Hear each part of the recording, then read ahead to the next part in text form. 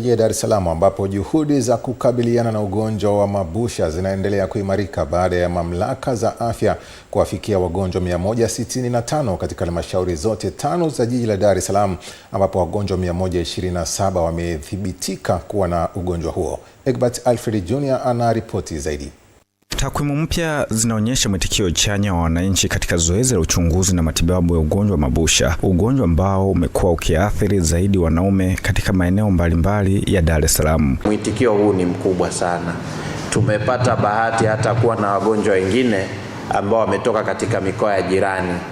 Tunao wametoka Morogoro, kuna wengine wametoka mkoa wa Pwani, na hata kuna mmoja ametoka mkoa wa Lindi. Mamlaka za afya zinasema huduma za uchunguzi za matibabu zinaendelea kutolewa bila malipo, huku wananchi wakihimiza kujitokeza mapema ili kutokomeza ugonjwa huo ifikapo mwaka 2030. Kwa mwaka huu lengo letu ni kufikia wagonjwa 1700.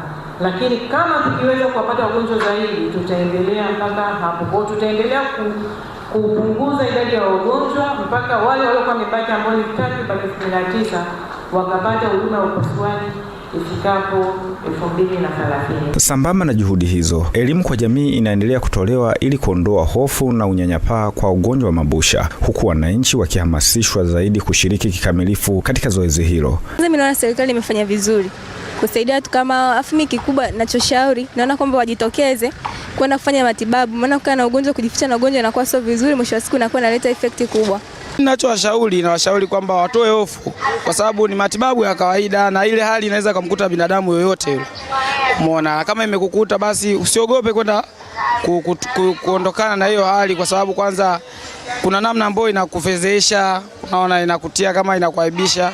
Kwa hiyo ukienda kutoa hiyo, nadhani unakuwa vizuri na unakuwa unataka kusimama kwa wenzio, unakuwa unajiamini. Mamlaka za afya zinasisitiza kuwa ushirikiano wa wananchi ni nguzo muhimu katika kufanikisha lengo la kutokomeza ugonjwa huu wa mabusha nchini Tanzania ifikapo mwaka 2030.